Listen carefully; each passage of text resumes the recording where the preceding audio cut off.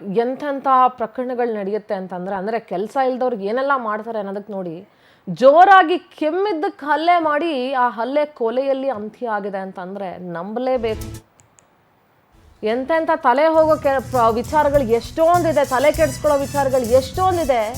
ಅಂಥದ್ರಲ್ಲಿ ಬಿಡದಿ ಹೋಬಳಿಯ ವಾದ್ರಹಳ್ಳಿ ಗ್ರಾಮದಲ್ಲಿ ಇಂಥದ್ದೊಂದು ಘಟನೆ ನಡೆದಿದೆ.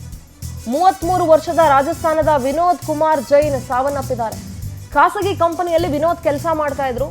ಮನೆ ಪಕ್ಕದಲ್ಲಿ ಆರೋಪಿ ಹೊಂಬಯ್ಯ ಅನ್ನೋರು ವಾಸ ಇದ್ರು. ಮನೆ ಪಕ್ಕ ಪದೇ ಪದೇ ಜೋರಾಗಿ ಕೆಮ್ತಾ ಇದ್ರಂತೆ ವಿನೋದ್. ಪಾಪ ಅವ್ರಿಗೆ ಹುಷಾರಿತ್ತೋ ಇಲ್ವೋ ಗೊತ್ತಿಲ್ಲ. ಅಷ್ಟಕ್ಕೆ ಈ ಹೊಂಬಯ್ಯ ಅನ್ನೋರು ಬಂದು ಚೆನ್ನಾಗಿ ಹೊಡೆದು ಆ ವಿನೋದ್ನ ಆಸ್ಪತ್ರೆಗೆ ಅಡ್ಮಿಟ್ ಮಾಡ್ತಾರೆ. ಆದರೆ ಆಸ್ಪತ್ರೆಯಲ್ಲಿ ಚಿಕಿತ್ಸೆ ಫಲಿಸದೆ ವಿನೋದ್ ಸಾವನ್ನಪ್ಪಿದ್ದಾರೆ. ಆರೋಪಿಗೋಸ್ಕರ ಬಿಡದಿ ಠಾಣೆ ಪೊಲೀಸರು ಹುಡುಕಾಟ ನಡೆಸ್ತಾ ಇದ್ದಾರೆ. ಪ್ರಕರಣ ಕೂಡ ದಾಖಲಾಗಿದೆ. ಏನ್ರಿ ಬರೀ ಕೆಮ್ಮಿದ್ರು ಅನ್ನೋ ಕಾರಣಕ್ಕೆ ಆ ಥರ ಹೊಡಿತಾನೆ, ಸಾಯ ಮಟ್ಟಕ್ಕೆ ಹೊಡಿತಾನೆ ಅಂತಂದರೆ ಏನು ಮನುಷ್ಯನ ಏನು ಅಂತ ನನಗೆ ಅರ್ಥ ಆಗ್ತಾ ಇಲ್ಲ. ನೋಡಿ, ಇವರೇ ಮೃತಪಟ್ಟಿರೋ ವಿನೋದ್ ಜೈನ್.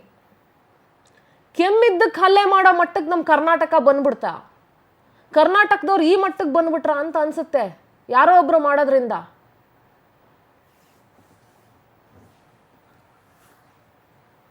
ರಾಮನಗರ ಪ್ರತಿನಿಧಿ ಪ್ರವೀಣ್ ದೂರವಾಣಿ ಸಂಪರ್ಕದಲ್ಲಿ ಜಾಯ್ನ್ ಆಗ್ತಿದ್ದಾರೆ. ಪ್ರವೀಣ್, ಕೆಮ್ಮಿದ್ದಕ್ಕೆಲ್ಲ ಒಂದು ಹಲ್ಲೆ ನಡೆಯುತ್ತೆ, ಆ ಹಲ್ಲೆ ಸಾವಲ್ ಅಂತ್ಯ ಆಗುತ್ತೆ ಅಂತಂದ್ರೆ ಇದಕ್ಕಿಂತ ದೊಡ್ಡ ದುರಂತ ಇನ್ನೊಂದಿಲ್ಲ ಅಂತ ಅನ್ಸುತ್ತೆ ಪ್ರವೀಣ್. ಖಂಡಿತ ಸಿಂಧೂರ, ಅಂದ್ರೆ ಗ್ರಾಮಗಳಲ್ಲಿ ಸಣ್ಣ ಪುಟ್ಟ ವಿಚಾರಕ್ಕೆ ಗಲಾಟೆ ಮಾಡ್ಕೊಳ್ಳುವಂಥದ್ದು ಸಾಮಾನ್ಯ ಆಗಿರುತ್ತದೆ. ಜೋರಾಗಿ ಕೆಮ್ಮಿದ್ದ ಅನ್ನೋ ಕಾರಣಕ್ಕೋಸ್ಕರವಾಗಿ ಮನಸ್ಸೋ ಇಚ್ಛೆ ತಳಿಸಿ ಸದ್ಯ ಆತ ಸಾವನ್ನಪ್ಪಿರುವಂತ ಘಟನೆ ನಡೆದಿರುವಂತದ್ದು. ಏನು ರಾಮನಗರ ತಾಲೂಕಿನ ಬಿಡದಿ ಹೋಬಳಿಯ ವಾಜಳ್ಳಿ ಗ್ರಾಮದಲ್ಲಿ ನಡೆದಿರುವಂತದ್ದು. ಏನು ಮೃತ ವಿನೋದ್ ಕುಮಾರ್ ಜೈನ್ ಎಂದಂತಾನೆ ಆತ ಮೂಲತಃ ರಾಜಸ್ಥಾನದವನು. ಆತ ಬೆಂಗಳೂರಿನ ಬಿಡದಿಯ ಒಂದು ಖಾಸಗಿ ಕಂಪನಿಯಲ್ಲಿ ಒಂದು ಕೆಲಸವನ್ನ ಮಾಡ್ಕೊಂಡಿರ್ತಾನೆ. ನಿನ್ನೆ ಮನೆಯಲ್ಲಿ ವಾಸವಿದ್ದಂತ ಸಂದರ್ಭದಲ್ಲಿ ಅಂದ್ರೆ ಆತನಿಗೆ ಕೆಮ್ಮಿದ್ದಂತ ಕಾರಣವಾಗಿ ಜೋರಾಗಿ ಪದೇ ಪದೇ ಕೆಮ್ತಾ ಇರ್ತಾನೆ.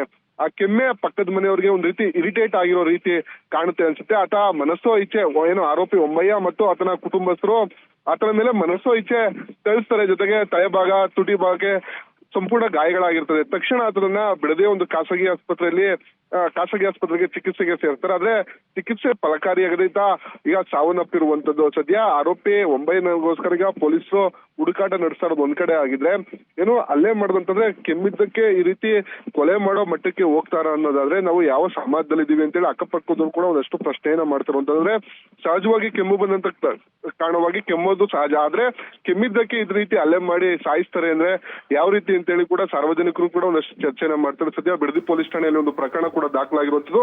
ಆರೋಪಿ ಹೊಂಬಯ್ಯನಿಗಾಗಿ ಪೊಲೀಸರು ಹುಡುಕಾಟವನ್ನ ನಡೆಸ್ತಾ ಇರುವಂತದ್ದು. ಆಲ್ರೈಟ್ ಪ್ರವೀಣ್, ಥ್ಯಾಂಕ್ ಯು ನಿಮ್ಮೆಲ್ಲ ಡೀಟೇಲ್ಸ್ಗಾಗಿ.